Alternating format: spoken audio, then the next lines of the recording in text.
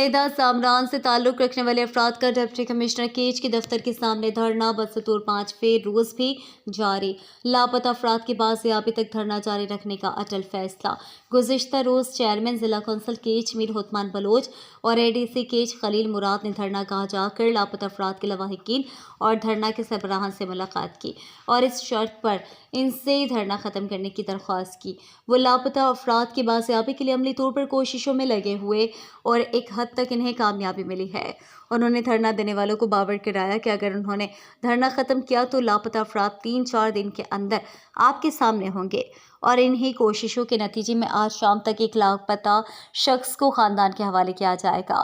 ताहम मुतासरा ख़ानदान इस शर्त पर धरना ख़त्म करने के फैसले पर डटे रहे कि आज शाम या कल तक तमाम अफराद को बाजियाब किया जाए, जिस पर चेयरमैन मीर होतमान बलोच और एडीसी केज खलील मुराद ने कहा है कि एक साथ तमाम लापता अफराद को मंजर आम पर लाना मुमकिन नहीं है।